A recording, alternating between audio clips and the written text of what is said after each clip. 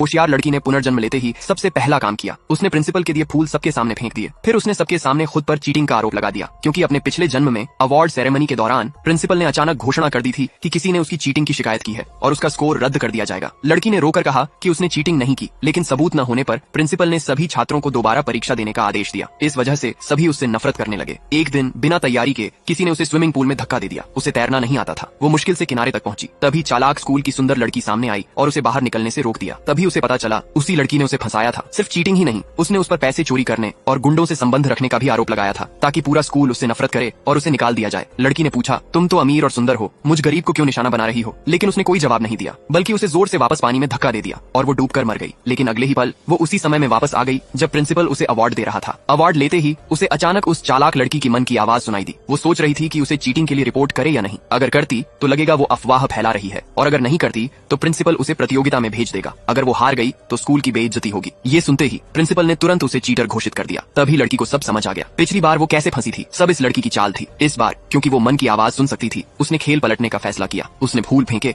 और सबके सामने खुद चीटिंग मान ली। सभी शिक्षक और छात्र हैरान रह गए। चालाक लड़की ने कभी नहीं सोचा था कि वो खुद कबूल कर लेगी, लेकिन लड़की यही नहीं रुकी। उसने कहा, मैंने सिर्फ इस बार नहीं, हर बार चीटिंग की है। बचपन से अब तक हर फर्स्ट रैंक कॉपी करके लिया है। उसने सभी का मजाक उड़ाया कि वो इतने बेवकूफ हैं कि हर साल एक चीटर को टॉप करने देते हैं। छात्र गुस्से में आ गए, लेकिन कुछ लोगों को शक हुआ, अगर वो सच में कॉपी करती तो हर साल टॉप कैसे करती, और टीचर्स को पता क्यों नहीं चला। तभी लड़की ने कहा, इन्विजिलेटर्स भी जिम्मेदार हैं। उसने सुझाव दिया कि सीसीटीवी चेक किया जाए। प्रिंसिपल को बात सही लगी, उसने तुरंत जांच का आदेश दिया। लेकिन चालाक लड़की की मन की आवाज ने बताया, कैमरे पहले ही नष्ट कर दिए गए हैं और चीटिंग कॉपी करके नहीं, फोन से जवाब खरीद कर की जाती थी। ये सुनकर लड़की आगे बढ़ी और बोली, स्कूल की इज्जत के लिए पूरी जांच जरूरी है, मैं पूरी तरह सहयोग करूंगी। प्रिंसिपल उलझन में था। उसने पहले कैमरे चेक करने और सभी छात्रों के फोन जांचने का फैसला किया। जिनके पास फोन थे वे सब चौंक गए। चालाक लड़की डर गई कि उसका राज खुल जाएगा। उसने कहा, बस इसे दोबारा परीक्षा देनी चाहिए। कुछ छात्र भी उसके साथ हो गए, लेकिन प्रिंसिपल को शक हो गया था। उसने फोन जांचने पर जोर दिया। परिणाम चौंकाने वाले थे। कई छात्रों के पास फोन थे, जिसमें वो लड़की भी शामिल थी, लेकिन गरीब लड़की के पास फोन ही नहीं था। अब शक उसी चालाक लड़की पर गया। तभी एक टीचर भागता हुआ आया। कैमरे जानबूझकर तोड़े गए थे। अब प्रिंसिपल समझ गया, ये बड़ा षड्यंत्र है। उसने गुस्से में घोषणा की, सभी फोन जब्त होंगे, नए कैमरे लगेंगे और पूरी स्कूल फिर से परीक्षा देगा। छात्र विरोध करने लगे। चालाक लड़की ने पूछा, उसने चीटिंग की तो सबको क्यों सजा? लेकिन प्रिंसिपल ने डांट दिया, जब तक सच साफ न हो कोई उसे चीटर नहीं कहेगा, खासकर तुम नहीं। बिना सबूत किसी पर आरोप मत लगाओ। चालाक लड़की ने मासूम बनने की कोशिश की, लेकिन प्रिंसिपल अब समझ चुका था कि वो उसके झांसे में आ गया था। उसने तय किया, अब कभी ऐसी बातों पर भरोसा नहीं करेगा। छात्र भी उस लड़की से नाराज हो गए, लेकिन उसे फर्क नहीं पड़ा।